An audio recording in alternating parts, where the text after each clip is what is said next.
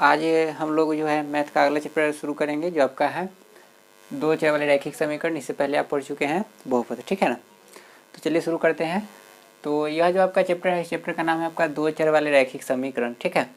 तो इससे पहले जो आपको बहुपद चैप्टर पढ़ाए थे तो उसमें आपको बता दिए थे कि चर आपका क्या होता है, अचर आपका क्या होता है, ठीक ना। कि चर राशि क्या होता है, अचर राशि क्या होता है, चर और अचर के कॉम्बिनेशन से आपका क्या बनता है, पद बनता है, उसका बहुपद होता है, ठीक है। तो उसी के टर्म में हमको आगे बढ़ना है। तो यह जो आपका टॉपिक है दो चर वाले रैखिक समीकरण युग, ठीक है। तो पहला यहाँ पर लिखा हुआ है दो चर। तो दो चर का मतलब होता है कि यहाँ पर जो भी आपको समीकरण दिया रहेगा वो दो चर में रहेगा, ठीक है ना। मतलब कि हो सकता है कि उसमें एक्स वाई हो सकता है कि पी और क्यू हो सकता है कि ए और बी हो, ठीक है ना। जैसे इस तरह से हो सकता है कि जैसे मान लीजिए कि आपके पास दिया हुआ है 3x + 4y = दिया हुआ है 10 और एक आपको दिया हुआ है 2x - 5y = दिया हुआ है 1। तो यहाँ पर जो ये समीकरण है, ठीक ना, तो यहाँ पर देखिएगा कि यह x है और यहाँ पर क्या है y है, यहाँ भी x है और यहाँ भी क्या है y, ठीक ना। तो यहाँ पर चर दो है, एक चर आपका x है और एक चर आपका क्या है y है, ठीक है ना।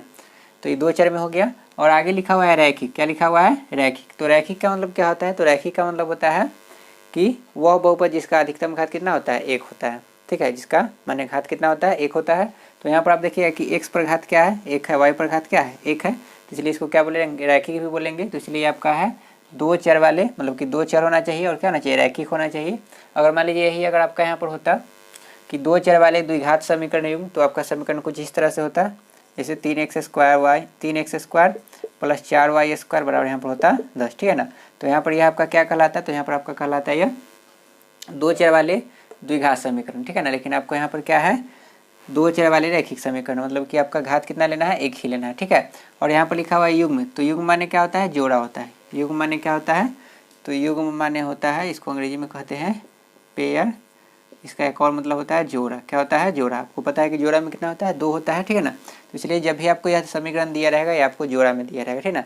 ऐसे जोड़ा में नहीं भी होता है, जैसे आप 9th क्लास में पढ़े होंगे कि जैसे आपको क्या खींचना है कि 3x + 4y का क्या करना है, ग्राफ खींचना है कि इसका ग्राफ क्या होगा, ठीक है ना। और आपको इसका कुछ हल निकालना है। तो आप क्या करते थे वहाँ पर कि x का वैल्यू रखते थे, y का वैल्यू आपको आता था, ठीक है। तो उससे आप क्या करते थे, इसका ग्राफ खींचते थे, ठीक है।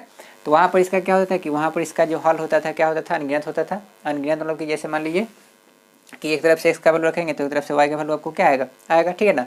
हाँ, वही अगर मान लीजिए कि उसकी अगर हम बात करते थे कि उसका जो है वास्तविक संख्या, तो क्या हो जाएगा, वास्तविक संख्या का हल बहुत सारा हो जाएगा, अनंत हो सकता है, ठीक ना। लेकिन वही अगर हम बात करते हैं कि उसका जो हल है वो प्राकृतिक संख्या हो। प्राकृतिक संख्या मतलब क्या हो कि आपका गिनती का संख्या हो, तो वहाँ पर क्या होता है कि उसका कुछ लिमिट हो जाता है। जैसे मान लीजिए कि हमारे पास एक इक्वेशन दिया हुआ है, क्या, x + y = दिया हुआ 5। क्या दिया हुआ है, x + y = 5। तो यहाँ पर अगर हम मान लीजिए कि इसका अगर हम हल निकालेंगे, हमारे पास एक ही समीकरण दिया हुआ है, हमारे पास दो समीकरण दिया हुआ नहीं, ठीक ना। यहाँ पर युग्म है। मैंने इस चैप्टर में आपको पढ़ना है युग्म के बारे में कि आपको दो समीकरण दिया रहेगा।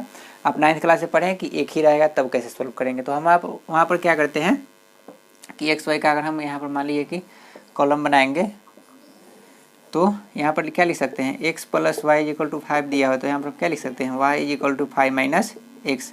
अब यहाँ पर हम क्या करेंगे कि एक तरफ से x का वैल्यू रखेंगे, तो अगर मान लीजिए कि x का वैल्यू अगर हम 0 लेंगे तो यहाँ पर क्या हो जाएगा, 0 रखेंगे तो y कितना हो जाएगा, 5 के बराबर हो जाएगा। अगर मान लीजिए कि यहाँ पर अगर हम यहाँ पर x का वैल्यू अगर हम क्या रखते हैं, 1 रखते हैं, तो y का वैल्यू कितना हो जाएगा, 4 हो जाएगा। अगर वो x का वैल्यू अगर हम 2 लेते हैं, क्या लेते हैं, 2, तो यहाँ पर क्या हो जाएगा, यहाँ पर 3 हो जाएगा। यहाँ पर अगर मान लीजिए कि अगर हम 3 लेते हैं तो यहाँ पर क्या हो जाएगा, 2 हो जाएगा। तो इस तरह से आपका यहाँ पर क्या होगा, तो यहाँ पर जो भी नंबर आ रहा है यहाँ पर ये पूर्ण संख्या है, यहाँ पर आपका ये सब क्या है, प्राकृतिक संख्या, ठीक है।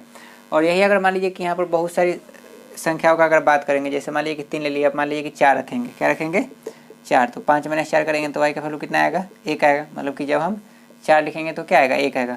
मतलब कि यहाँ पर यह निश्चित नहीं है कि यहाँ पर इसका सोल्यूशन हम कौन सा ले, ठीक है ना। मतलब निश्चित मतलब क्या कि यहाँ पर फिक्स नहीं है कि 1 और 4 ही होगा या 2 और 3 ही होगा, हो सकता है कि 3 और 2 भी हो, 4 और 1 भी हो, ठीक है ना। तो यहाँ पर जो यह इस चैप्टर में आप पढ़िएगा कि यहाँ पर आपको जो दो समीकरण दिया रहेगा, तो वहाँ से आप क्या कीजिएगा कि वहाँ से एक आपको यूनिक पॉइंट मिलेगा जब आप इसका ग्राफ खींचेगा, ठीक ना। तो वहाँ पर जो यूनिक पॉइंट होगा उसी का आपका जो होता है क्या, x और y का वैल्यू होता है, वो आपका क्या होता है, समीकरण का हल होता है। इसमें भी हम पढ़ेंगे कि इसका कितना हल हो सकता है, एक से अधिक हो सकता है, एक ही हल हो सकता है या कोई भी हल नहीं होगा, उसके बारे में भी हम लोग डिस्कस करेंगे, ठीक है। तो यहाँ पर जो हम लोग पढ़ेंगे वो क्या पढ़ेंगे, तो दो चर वाले रैखिक समीकरण है, मतलब कि दो, यहाँ पर दो चर आपका इसमें शामिल रहेगा जो समीकरण रहेगा, ठीक है। और वह क्या रहेगा, रैखिक रहेगा, वो आपको द्विघात नहीं रहेगा, मतलब कि यह त्रिघात नहीं रहेगा, उसका जो घात रहेगा क्या रहेगा, एक ही रहेगा, घात एक ही रहने का मतलब क्या है कि अधिकतम घात उस पर 1 होना चाहिए, ठीक है। और युग्म मतलब कि आपको यह समीकरण जो रहेगा जोड़ा में दिया हुआ रहेगा, ठीक है। आगे बढ़ने से पहले कुछ हम नियम को देख लेते हैं, जैसे आप लोगों को पता होगा। एक होता है आपका क्या, तो आपका होता है समानता की स्वयं सिद्धियाँ, आप लोग जानते भी होंगे समानता की स्वयं सिद्धियाँ, सिर्फ हम इसको रिमाइंड करा दे रहे हैं, ठीक है ना। तो समानता की स्वयं सिद्धियाँ क्या होता है, तो आपको पता होगा कि जैसे मान लीजिए कि हमारे पास एक समीकरण दिया है, जैसे मान लीजिए कि ए बराबर हमको दिया हुआ है बी, ठीक है। ए बराबर क्या दिया हुआ है बी, तो हम जानते हैं कि अगर दोनों साइड अगर मान लीजिए कि यह ए बराबर बी दिया, मान लीजिए कि यह समीकरण है, क्या है समीकरण, ठीक है। उससे पहले जान लेते हैं कि समीकरण क्या होता है, ठीक है ना। बहुत सारे बच्चों को कन्फ्यूजन होता है कि समीकरण क्या होता है। तो समीकरण को अंग्रेजी में हम लोग क्या कहते हैं, तो समीकरण को अंग्रेजी में हम लोग कहते हैं इक्वेशन, ठीक है ना। तो इक्वेशन मतलब होता है किसी चीज़ से इक्वेट करना। जैसे मान लीजिए कि हम बोले कि राम के पास जो पैसा है उसका 3 गुना, राम के पास जो पैसा है उसका 3 गुना श्याम के बराबर है। तो श्याम के बराबर मतलब क्या है कि श्याम के बराबर है, यहाँ पर हम कर दिए, ठीक है ना। तो यहाँ पर हम क्या कर रहे हैं कि राम के पास जो पैसा है उसका 3 गुना को हम किसके बराबर कर रहे हैं, श्याम के बराबर कर रहे हैं। तो यहाँ पर यह बन गया समीकरण, क्या हो गया समीकरण हो गया, ठीक है ना। क्यों, क्योंकि यहाँ पर हम श्याम से इक्वेट कर रहे हैं, मैंने किसी से हम क्या कर रहे हैं इक्वेट कर रहे हैं, तो हम उसको क्या कहेंगे समीकरण कहेंगे, ठीक है ना। और वही अगर मान लीजिए कि हम सिर्फ बोले कि राम का 3 गुना और श्याम का, और मान लीजिए किसी से यहाँ पर हम क्या करें इक्वेट नहीं करें, मैंने ये हमको यह पता नहीं कि यह कितना के बराबर है या किसके बराबर, ठीक है ना। तो वहाँ पर यह समीकरण नहीं होगा, वहाँ पर आपका क्या होगा, तो वहाँ पर यह कहलाएगा बहुपद, क्या कहलाएगा बहुपद, है ना। तो समीकरण मतलब कि किसी से समानता करना, समीकरण मतलब क्या होगा किसी से हम कोई भी चीज़ को समानता करें, किसी से हम क्या करें उसको इक्वेट करें, किसी से हम उसको बराबर करें, तो उसको हम क्या बोलेंगे समीकरण बोलेंगे। तो उस स्थिति में जैसे मान लीजिए कि अगर हम बोलेंगे कि मेरे पास जो पैसा है और मान लीजिए कि तुम्हारे पास जो पैसा है, दोनों का जो योगफल है वो कितना के बराबर है, 10 के पास 10 के बराबर, ठीक ना। तो जैसे मान लीजिए कि मैं जनार्दन हूँ, ठीक ना, तो मान लीजिए कि मेरे पास 5 रुपये है, ठीक ना, और एक और मेरे दोस्त है या कोई भी है जो उसके पास मान लीजिए कि 5 रुपये है, ठीक ना। तो हम बोलेंगे कि दोनों जो है कितना के बराबर है, 10 के बराबर है। तो यहाँ पर यह क्या कहलाएगा, तो यहाँ पर यह कहलाएगा समीकरण, क्या कहलाएगा समीकरण। तो आपको पता हो गया कि समीकरण मतलब क्या होता है कि किसी से हम समान उसको करते हैं, किसी के बराबर करते हैं, किसी इक्वेट करते हैं, उसको हम क्या बोलते हैं समीकरण, ठीक है। तो जैसे मान लीजिए हमारे पास एक समीकरण दिया हुआ है ए बराबर बी, ठीक है ना। तो आप रूल पढ़े होंगे कि क्या होता है कि किसी भी समीकरण में अगर हम कोई समान चीज़ अगर क्या करते हैं जोड़ देते हैं, जैसे मान लीजिए कि दोनों तरफ हम सी जोड़ दिए, ए प्लस सी बराबर क्या कर दिए बी प्लस सी, तो ये दोनों बराबर होगा, ठीक है। इसमें कोई हमको प्रमाण देने की आवश्यकता नहीं है, मैंने कोई हमको यहाँ पर प्रूफ देने की जरूरत है यहाँ पर नहीं, ठीक है ना। इसलिए इसको हम क्या कहते हैं, तो इसको हम कहते हैं स्वयं सिद्धियाँ, मतलब कि ये सब क्या है स्वयं सिद्ध है, माने इसको हमको सिद्ध करने की जरूरत नहीं है। जैसे आप ज्योमेट्री में पढ़े होंगे कि त्रिभुज के पढ़ते त्रिभुज के अंतःकोणों का योग कितना होता है 180 डिग्री होता है, तो उसके लिए आपको क्या देना पड़ता है प्रमाण देना पड़ता है, तो उसको हम क्या कहते हैं परमेय कहते हैं, ठीक ना। लेकिन जिसके लिए आपको प्रमाण देने का जरूरत नहीं पड़ता है उसको हम क्या कहते हैं स्वयं सिद्धियाँ कहते हैं, क्या कहते हैं स्वयं सिद्धियाँ, ठीक है। तो यहाँ पर जैसे हम इसमें सी जोड़ दिए दोनों तरफ, ठीक ना, तो ये भी आपका क्या होगा बराबर होगा। अगर मान लीजिए दोनों तरफ हम सी घटा भी देते हैं, क्या करते हैं सी घटा भी देंगे, ठीक है ना, तभी ये दोनों क्या होगा बराबर ही होगा। अगर मान लीजिए कि दोनों तरफ से हम सी में क्या करते हैं गुना करते हैं, क्या करते हैं गुना करते हैं, तभी यह बराबर होगा। और अगर मान लीजिए सी से अगर हम भाग भी देते हैं ए बटा सी, और यहाँ पर क्या करते हैं बी बटा सी, मतलब कि सी से दोनों में हम क्या कर रहे हैं भाग दे रहे हैं।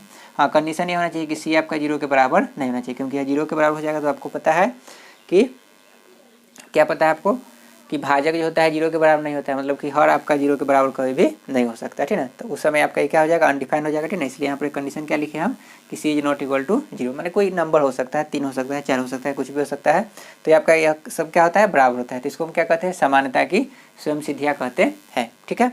आपको यह सब पहले से ही पता होगा। जैसे मान लीजिए हमारे पास एक दिया हुआ है जैसे x बराबर लिखा हुआ है y, ठीक है ना। तो अगर मान लीजिए कि दोनों तरफ अगर हम 5 जोड़ देते हैं, क्या करते हैं 5 जोड़ देते हैं, तभी यह x प्लस वाई x बराबर y ही रहेगा। देखिए अगर इसको हम लिखेंगे x बराबर y प्लस 5 को इधर लेंगे तो क्या हो जाएगा माइनस से आपका आ गया क्या x बराबर y, तो जो पहले था वही रहेगा। उधर से घटा भी सकते हैं, गुना कर सकते हैं, भाग कर सकते हैं, है ना।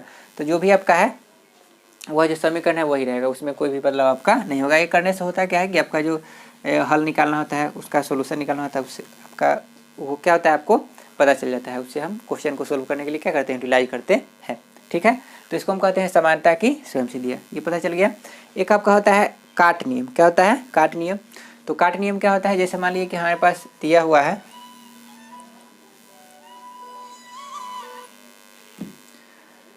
जैसे मान लीजिए कि हमारे पास एक दिया हुआ है कि इक्वेशन 3x = 9 दिया हुआ है, ठीक है। तो यहाँ पर हम देख क्या रहे हैं कि 3x बराबर यहाँ पर 9 दिया हो, ठीक है। तो यहाँ पर 3 जो होता है 9 का क्या होता है आपका, तो 3 जो होता है 9 का क्या होता है आपका, उसको हम कहते हैं गुण है। 3 जो है आपका 9 का क्या है, तो 3 जो आपका होता है 9 का गुणनखंड होता है। क्या होता है, गुणनखंड होता है। तो हमको पता है कि 3 बार में क्या हो जाएगा, कट जाएगा। तो यहाँ पर हम डायरेक्टली x = क्या लिख सकते हैं, 3 लिख सकते हैं, ठीक ना। या मान लीजिए कि आपको यहाँ पर दिया हुआ है x + y + 5 = यहाँ पर लिखा हुआ है 10 + 5, ठीक है ना। तो यहाँ पर हम 5 से 5 को क्या कर सकते हैं, कैंसिल कर सकते हैं, ठीक ना। इसके लिए ऐसा नहीं कि 5 को उधर ले जाएंगे या इधर लाएंगे, उतना करने का झमेला आपके पास नहीं है। आप इसको डायरेक्टली x + y = क्या लिख सकते हैं, 10 लिख सकते हैं, ठीक ना। तो इसको हम यहाँ पर क्या कहते हैं, काट नियम कहते हैं। वही तरह से जैसे मान लीजिए कि हमारे पास लिखा हुआ है 2x बटा यहाँ पर लिखा हुआ है 3 और यहाँ पर लिखा हुआ है 4y, या मान लीजिए कि यहाँ पर लिखा हुआ है 5y और यहाँ पर लिखा हुआ है 6, ठीक ना। तो यहाँ पर हम डायरेक्टली 3 दूना 6 काट सकते हैं, ठीक है ना। तो इसको हम क्या कहते हैं, काट नियम कहते हैं। मान लीजिए यहाँ पर 3 होता तो 3 से 3 को हम कैंसिल करके 2x बराबर क्या लिख सकते हैं, 5y लिख सकते हैं। तो इसको हम लोग क्या कहते हैं, काट नियम कहते हैं। क्या कहते हैं, काट नियम। तो आपको पता हो गया कि काट नियम क्या होता है, समानता की स्वयं सिद्धियाँ क्या होता है, ठीक है। चलिए इसको हम मिटाते हैं।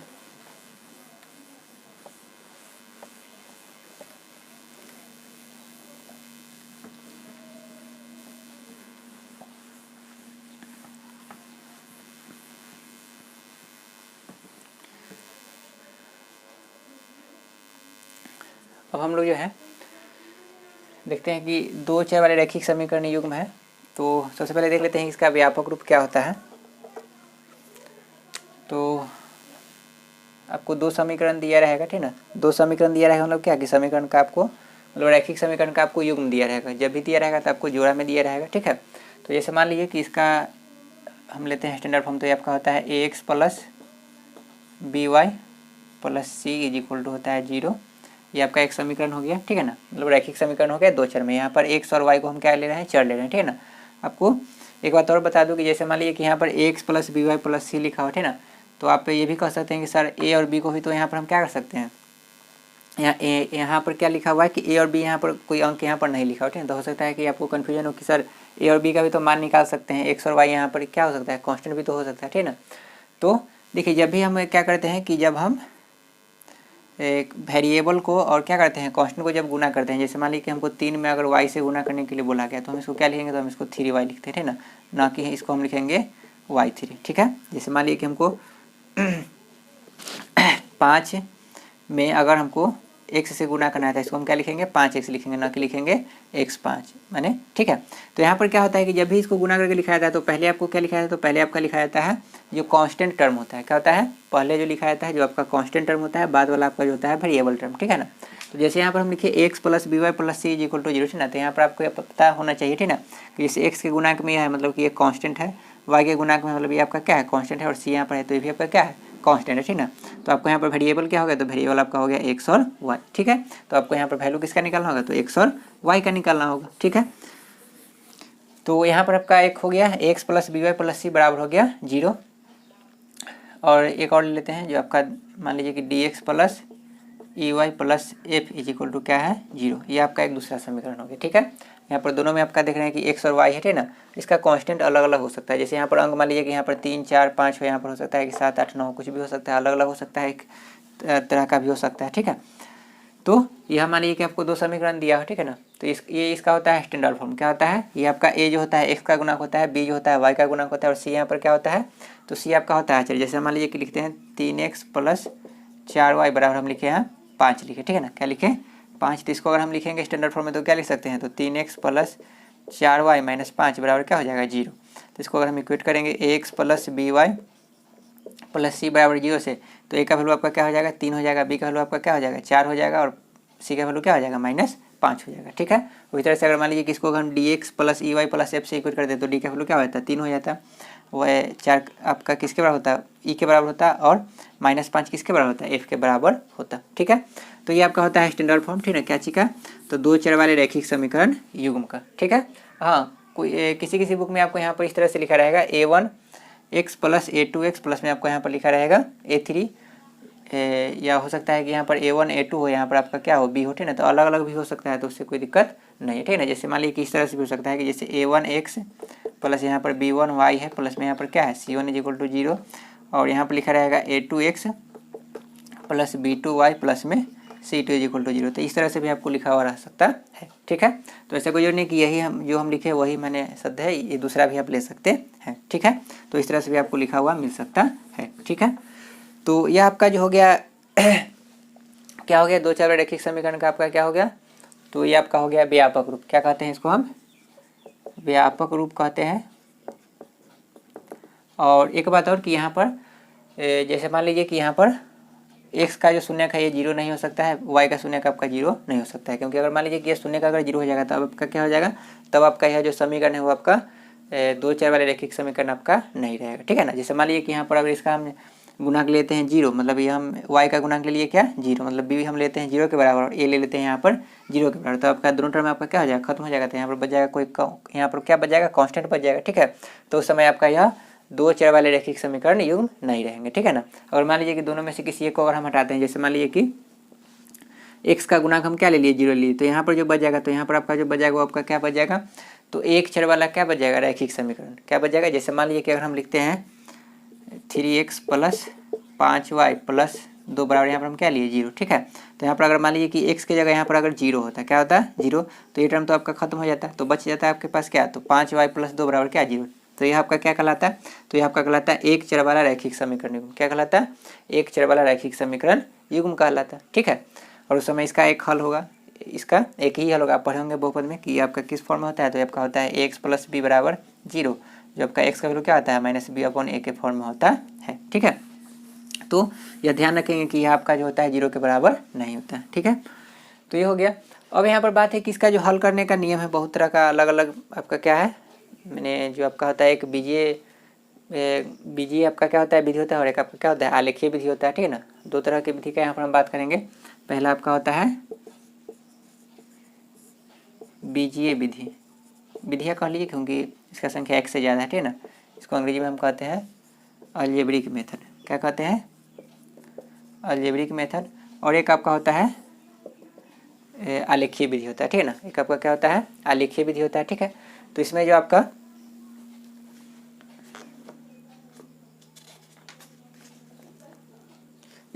मान लीजिए कि पहला जो अगर हम नियम लिखे थे ना, ऐसा कोई जरूरी नहीं कि हम जो सीरियल से लिखेंगे वही आपको सीरियल से याद रखना, ठीक है ना। आगे पीछे भी हम लिख सकते हैं, ठीक है। तो पहला आपका नियम हो जाएगा यहाँ पर तुलनात्मक विधि। क्या हो जाएगा, तुलनात्मक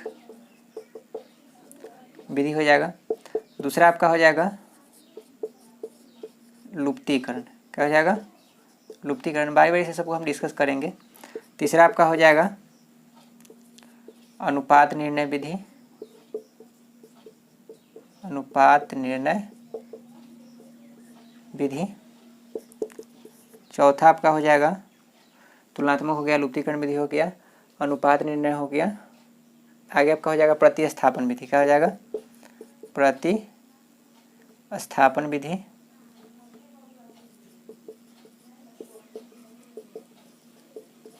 और एक पांचवा आपका हो जाएगा ब्रज गुणन विधि। क्या हो जाएगा, ब्रज गुणन विधि। तो यह 5 तरह का नियम होता है, तो इसको हम कहते हैं बीजीय विधि। क्या कहते हैं, बीजीय विधि, ठीक है ना। इसको अंग्रेजी में कहते हैं तुलनात्मक विधि, तो इसको हम कहते हैं बाय कंपैरिजन मेथड। क्या कहते हैं, बाय कंपैरिजन मेथड। ये आपका लुप्तीकरण है, तो इसको हम कहते हैं बाय एलिमिनेशन। क्या कहते हैं, बाय एलिमिनेशन मेथड। ये आपका होता है अनुपात निर्णय विधि, तो इसको हम कहते हैं बाय रेशियो डिटर्मिनेशन। क्या कहते हैं, रेशियो डिटर्मिनेशन मेथड। ये आपका प्रतिस्थापन विधि, तो इसको हम कहते हैं बाय सब्स्टिट्यूशन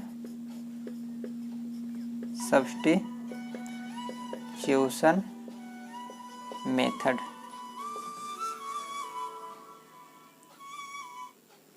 ये आपका हो गया बाय सब्स्टिट्यूशन मेथड। और एक आपका होता है ब्रज गुणन विधि, जिसको हम कहते हैं, तो इसको हम लोग कहते हैं by cross multiplication method. By cross multiplication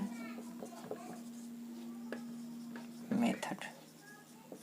ठीक है, फिर से एक बार देख लीजिए कि जो भी आपका रैखिक समीकरण युग्म होता है इसको सोल्व करने का बेसिकली दो तरह का मेथड होता है। पहला जो आपका होता है वो आपका होता है बीजीय विधि और दूसरा जो आपका होता है आलेखीय विधि होता है। ठीक है, तो आलेखीय विधि को बाद में देखेंगे, ठीक है ना। पहले हम लोग देखते हैं बीजीय विधि। तो बीजीय विधि जो आपका होता है 5 तरह का होता है। पहला जो आपका होता है तुलनात्मक विधि होता है। क्या होता है? तुलनात्मक विधि। मतलब पहला घन मतलब यहाँ पर जो हम लिखे हैं उस अनुसार हम बोलेंगे कि पहला है, दूसरा है, तीसरा, ठीक है ना। आप इसको आगे पीछे भी याद रख सकते हैं। ठीक है, तो तुलनात्मक विधि होता है जिसको हम अंग्रेजी में क्या कहते हैं तो बाय कंपेरिजन मेथड कहते हैं। दूसरा आपका होता है लुप्तीकरण विधि, तो इसको अंग्रेजी में हम कहते हैं बाय एलिमिनेशन मेथड। तीसरा आपका होता है अनुपात निर्णय विधि, तो इसको हम कहते हैं बाय रेशियो डिटर्मिनेशन। चौथा आपका होता है प्रतिस्थापन विधि, इसको हम कहते हैं बाय सब्स्टिट्यूशन मेथड। और पांचवा आपका होता है बृजगुणन विधि, जिसको हम कहते हैं बाय क्रॉस मल्टीप्लिकेशन मेथड। ठीक है, तो बारी बारी से हम क्या करेंगे कि इन सभी मेथड से हम क्या करेंगे, एक समीकरण लेंगे जिसको हम क्या करेंगे सोल्व करेंगे इन पांचों मेथड से। ठीक है ना, तो आपको यहाँ पर पांचों मेथड का नॉलेज यहाँ पर हो जाएगा कि हम किस तरह से उसको हम सोल्व करेंगे। ठीक है, एग्जाम में हो सकता है कि आपको वहाँ पर एक क्वेश्चन दे और वहाँ पर लिख दे कि अगर मान लीजिए कि वहाँ पर सिर्फ आपको लिखा रहा है कि एक्स और वाई का हल बताए, तो आप किसी भी मेथड का अप्लाई वहाँ पर कर सकते हैं। लेकिन वहाँ पर अगर मान लीजिए कि लिख दिया गया कि आपको प्रतिस्थापन विधि से हल करना है, या लिख दिया वहाँ पर कि बृजगुणन विधि से हल करना है, या आपको वहाँ पर लिख दिया कि आलेखीय विधि से इसका हल ज्ञात करिए ना, तो आलेखीय विधि से भी हम लोग सीखेंगे। ठीक है ना, तो जो भी मेथड वहाँ पर रहेगा आप उसको क्या कर सकते हैं सोल्व कर सकते हैं। ठीक है, तो उससे पहले आप लोग क्या कीजिए कि इसको नोट कर लीजिए, उसके बाद आगे बढ़ते हैं हम लोग।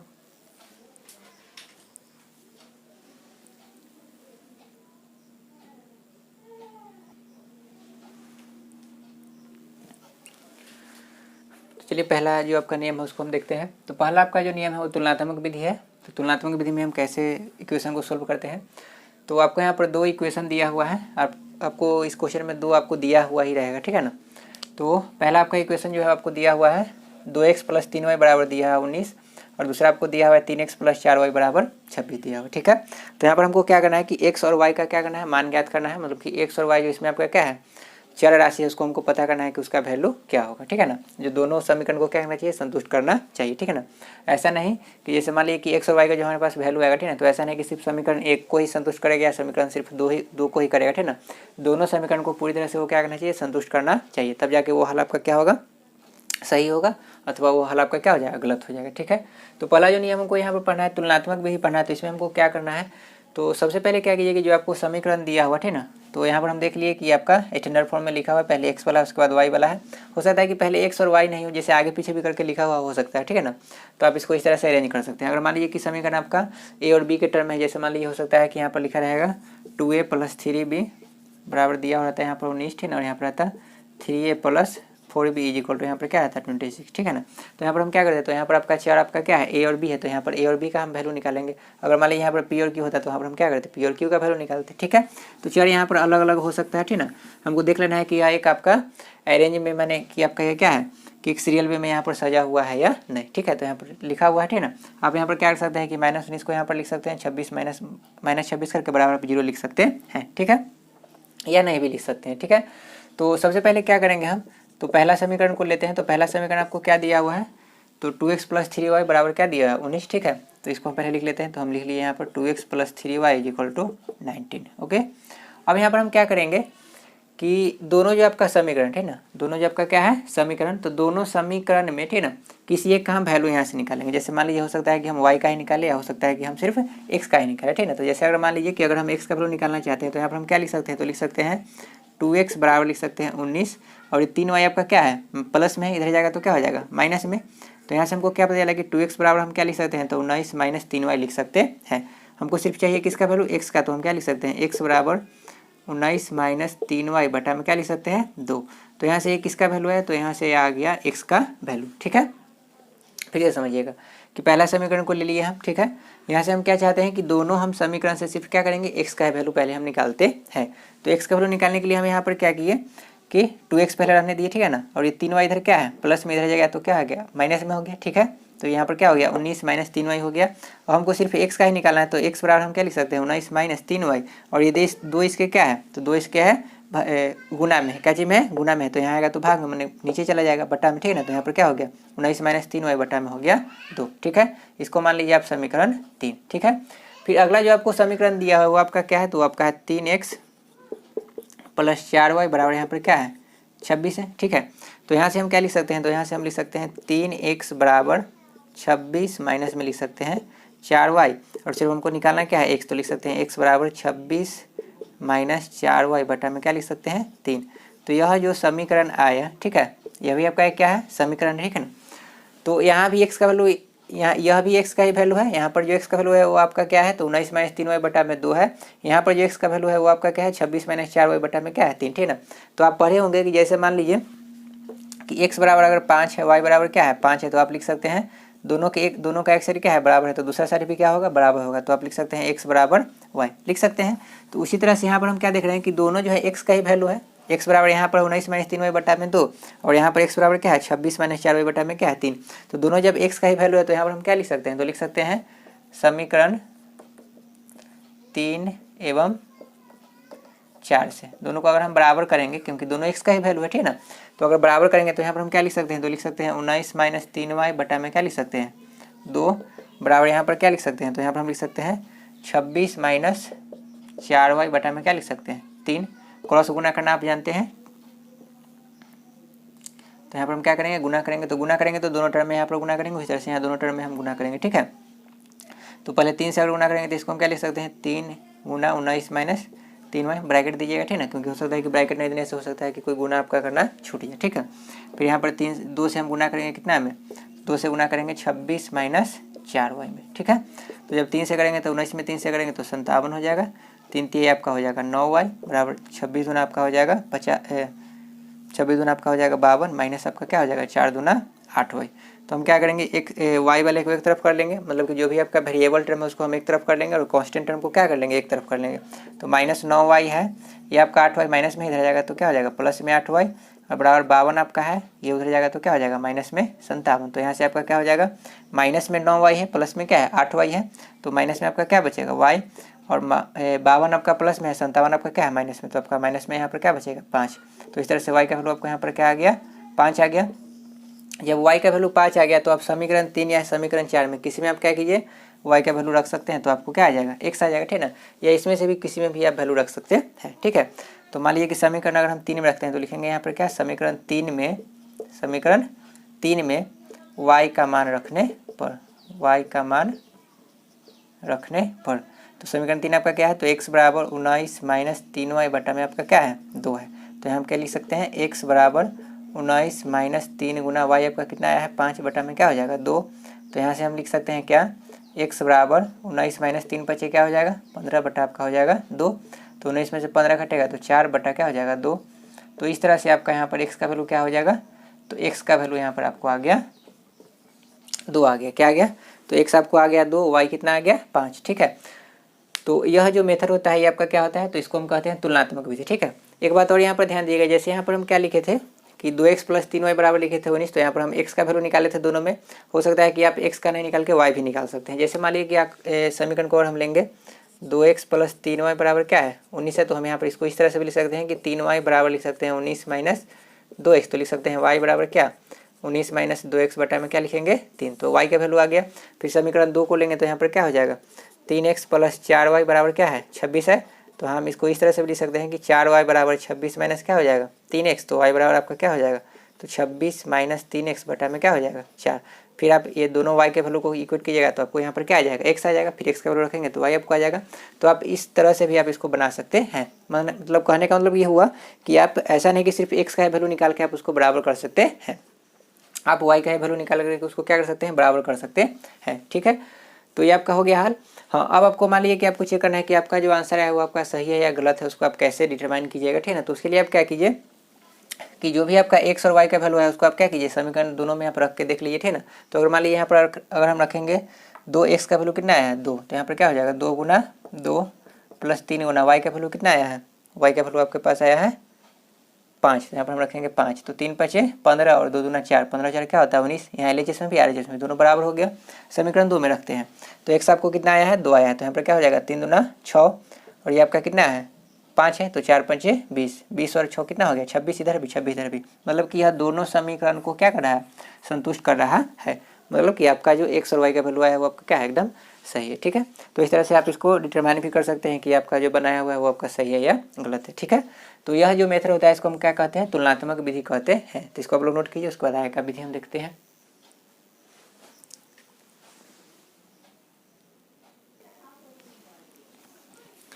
अगला जो आपका विधि है वो आपका है प्रतिस्थापन विधि। तो प्रतिस्थापन विधि को देखते हैं, ठीक है। तो जैसे आपको एक समीकरण दिया हुआ है 8x + 5y = 9 दिया हुआ है। दूसरा समीकरण आपको दिया हुआ है 3x + 2y = क्या दिया हुआ है 4। और इसमें हमको जो इसको सोल्व करना है वो आपका क्या करना है, तो प्रतिस्थापन विधि से। पहला जो आपका मेथड बताया था वो आपका क्या था, तो तुलनात्मक विधि था, ठीक है। तो प्रतिस्थापन विधि में क्या करते हैं, तो इसका नाम ही है प्रतिस्थापन। उसमें आपका क्या था, तुलनात्मक था। क्या था, तुलनात्मक। तो वहाँ पर हम क्या किए थे कि दोनों समीकरण से हम क्या किए थे, दोनों का x का वैल्यू निकाल लीजिए, या आप क्या कीजिए दोनों में से y का वैल्यू निकाल लीजिए। फिर दोनों का हम क्या करें, तुलना करें। तुलना मतलब क्या होता है कि दोनों को बराबर करना। तुलना मतलब क्या करना, कि दोनों को बराबर करना, ठीक है ना। तो फिर हम दोनों को बराबर किए, उससे हमको क्या आ गया, एक x आ गया। फिर उससे हम क्या निकाल लिए, y निकाल लिए, ठीक है ना। और अगर y को मान लीजिए इक्वल किए तो x आएगा, x का फिर रखेंगे तो y आपको आ जाएगा, ठीक है। तो इसलिए उस विधि का नाम क्या था, तुलनात्मक विधि था। यहाँ पर यह जो विधि इसका नाम है क्या, प्रतिस्थापन विधि। तो प्रतिस्थापन माने क्या यहाँ पर, तो इसमें क्या करते हैं, तो हम एक चर को क्या करते हैं, एक चर का वैल्यू जो होता है क्या होता है, दूसरे चर में हम क्या करते हैं, उसको प्रतिस्थापित करते हैं, उसके जगह पर उसको हम क्या करते हैं, रखते हैं, ठीक है। कैसे रखते हैं सो देखिए, ठीक है। तो जैसे मान लीजिए कि हमको दिया हुआ है 8x + 5y = दिया हुआ है 9, ठीक है। दिया हुआ है 8x + 5y = क्या दिया हुआ है 9। तो यहाँ पर हम क्या करते हैं कि इसको हम लिख सकते हैं क्या, तो यहाँ से हम x का या y का वैल्यू निकालेंगे। किसी में से, दोनों में से किसी एक का हम निकाल सकते हैं, ठीक है। तो मान लीजिए कि अगर हम y का निकालना चाह रहे हैं तो यहाँ पर हम क्या लिखेंगे, या मान लीजिए कि x का ही निकालना चाह रहे हैं तो यहाँ पर हम क्या लिखेंगे, 8x बराबर लिखेंगे 9 - 5y। तो यहाँ x का हम क्या लिख सकते हैं, तो x का वैल्यू लिख सकते हैं क्या, 9 - 5y, और बटा में क्या हो जाएगा 8। तो यह जो वैल्यू आया किसका आया, x का आया, ठीक है। यह जो वैल्यू आया किसका आया, x का। अब हम क्या करेंगे कि यह जो x का वैल्यू आया है ना, उसको समीकरण इसमें हम क्या किए हैं, समीकरण 1 से निकाले थे। तो हम इसको क्या करेंगे, समीकरण 2 में क्या करेंगे, सब्स्टिट्यूट करेंगे। मतलब कि उसमें हम क्या करेंगे, उसको डालेंगे x के जगह। कहाँ पर डालेंगे, x के जगह पर। तो यहाँ पर जो x का वैल्यू निकाले हैं किस टर्म में निकाले हैं, तो y के टर्म में निकाले थे ना। तो ये इसी को हम कहते हैं प्रतिस्थापन। क्या कहते हैं, प्रतिस्थापन। की x को यहाँ पर हम हटाएंगे, ठीक है ना, किसके वैल्यू के, तो x का जो वैल्यू हम निकाल रहे हैं किस टर्म में, तो y के टर्म में, उसमें हम इसको क्या करेंगे, इसको हम रखेंगे। तो जब इसको हम रखेंगे तो यहाँ पर हम क्या लिख सकते हैं, तो एक समीकरण 2 में क्या लिखेंगे, समीकरण 2 में x का मान रखने पर क्या लिखेंगे, समीकरण 2 में x का मान रखने पर। और अगर मान लीजिए कि समीकरण 2 से निकालते तो समीकरण 1 में रखते हैं, ठीक है ना। ध्यान रखिए कि जिससे निकालेंगे, जैसे मान लीजिए कि समीकरण 1 से निकाले हैं तो उसको हम किस में रखेंगे, समीकरण 2 में। और समीकरण 2 से अगर निकालें तो उसको हम किस में रखेंगे, समीकरण 1 में। तो यहाँ पर आपका है 3x + 2y = क्या है 4, मतलब कि 3x + 2y बराबर में क्या दिया हुआ है 4। तो यहाँ पर हम क्या करेंगे, x को किसके द्वारा हटाएंगे, तो यह जो वैल्यू है उसके द्वारा हटाएंगे। मतलब कि x के बदले हम क्या रखेंगे, तो 9 - 5y बटा में क्या रखेंगे 8, ठीक है। तो यहाँ से हम लिख सकते हैं क्या, 3 गुना x का वैल्यू क्या है, तो 9 - 5y, और बटा में क्या है 8, और प्लस में क्या है 2y बराबर में क्या है 4। अब यहाँ पर आप देखिएगा कि यहाँ पर जो समीकरण आपका हो गया y और सिर्फ कांस्टेंट है, यहाँ पर आपका x कहीं भी नहीं है। मतलब कि x एक तरह से आपका यहाँ पर क्या हो गया, तो x एक तरह से आपका यहाँ पर हट गया, ठीक है। x आपको यहाँ पर कहीं अब दिखेगा नहीं, ठीक है। तो यहाँ से वैल्यू किसका आएगा, तो यहाँ से वैल्यू आपका आएगा y का, ठीक है। अब यहाँ पर हम क्या करेंगे, इसको और हम सोल्व करेंगे तो 3 से गुना करेंगे, तो 3 से 9 में गुना करेंगे तो क्या हो जाएगा 27 हो जाएगा। 3 से अगर 5 में करेंगे तो 15y, नीचे क्या हो जाएगा 8, प्लस में यहाँ पर क्या हो जाएगा 2y बराबर क्या हो जाएगा 4। यहाँ से अगर हम एलसीएम लेंगे तो क्या हो जाएगा, एलसीएम आपका हो जाएगा 8। तो यहाँ पर हो जाएगा 27 - 15y, 27 में क्या हो गया 15y। फिर यहाँ पर 8 है तो 8 दूना क्या हो जाएगा, प्लस में 16y बराबर क्या हो जाएगा 4, ठीक है। इतना जब हो गया उसके बाद हम यहाँ पर हम क्या लिख सकते हैं, तो 27 आपका है, ठीक है। यहाँ पर -15y है, प्लस में क्या है 16y। तो 16 में से 15 घटेगा तो क्या बचेगा 1y बचेगा प्लस में, और नीचे आपका क्या है, तो नीचे आपका है 8 बराबर यहाँ पर क्या हो जाएगा 4। क्रॉस गुना करेंगे तो यहाँ पर क्या हो जाएगा 27 + y बराबर 8 चौके 32। तो यहाँ से हम लिख सकते हैं क्या, y बराबर 32 - 27, मतलब कि y का वैल्यू आपको कितना आ गया 5 आ गया। कितना आ गया 5। तो y का वैल्यू जब 5 आ गया, ठीक है। तो यहाँ पर हम क्या किए, फिर से समझ लीजिए कि दोनों में से किसी एक समीकरण से हम क्या करेंगे, x या y का वैल्यू रखेंगे, निकालेंगे, ठीक है ना। जब x और y का वैल्यू निकाल लेंगे, x या y का दोनों में से किसी एक का वैल्यू अगर हम निकालेंगे तो जिस समीकरण से निकाले हैं तो उसमें नहीं करके दूसरा जो आपका समीकरण उसमें उसको क्या करेंगे डालेंगे, मतलब सब्स्टिट्यूट करना उसी को कहते हैं, इसलिए इसको हम क्या कहते हैं प्रतिस्थापन, ठीक है ना। मतलब कि उसके स्थान पर किसी दूसरा को क्या करना रखना, ठीक है। तो यहाँ पर आपका क्या था कि x की जगह हम क्या किए, तो x की जगह हम रखे 9 - 5y बटा में क्या रखे 8। तो इस तरह से आपका दूसरा समीकरण जो उसमें सिर्फ क्या हो जाएगा y ही बच जाएगा। तो इस तरह से इसको आप सोल्व कीजिएगा तो आपको क्या आ गया, यहाँ पर y आ गया। तो y का वैल्यू कितना आ गया 5 आ गया।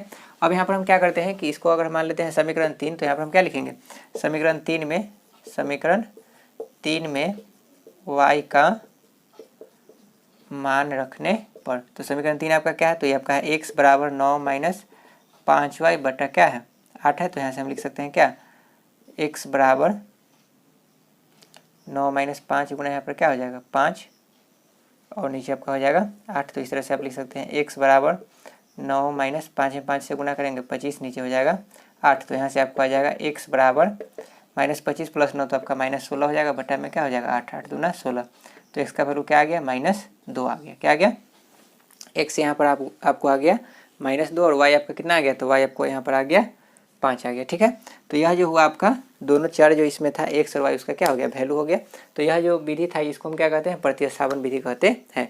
यहाँ पर आप क्या कर सकते थे कि जैसे यहाँ पर हम लिखे हैं 8x प्लस 5y बराबर 9, तो यहाँ x का वैल्यू निकाले हैं आप, हो सकता है कि y का भी निकाल सकते थे। जैसे मान लीजिए कि यहाँ पर हम लिखे 8x प्लस 5y बराबर क्या लिखे 9, तो आप इसको लिख सकते थे क्या 5y बराबर 9 माइनस 8x। तो y बराबर क्या लिख सकते हैं 9 माइनस 8x बटा में क्या लिख सकते हैं 5। और समीकरण अगर मान लीजिए कि एक से निकालें तो समीकरण 2 में हम क्या करेंगे y का वैल्यू रखेंगे, तो वहाँ पर सिर्फ आपका क्या हो जाएगा x हो जाएगा या x हो जाएगा और क्या हो जाएगा कुछ टर्म आपका बचेगा जो आपका चर यानी अचर है। ठीक है ना, फिर इसको हम सोल्व करेंगे तो x का वैल्यू आएगा। तो आप इस तरह से भी इसको आप लिख सकते हैं कि x या y दोनों में से किसी एक को ही निकालना होता है। ठीक है, तो इसको हम कौन सा मेथड कहते हैं, तो इसको हम कहते हैं प्रतिस्थापन विधि। ठीक है, तो इसको आप लोग नोट कर लीजिए, आगे देखते हैं।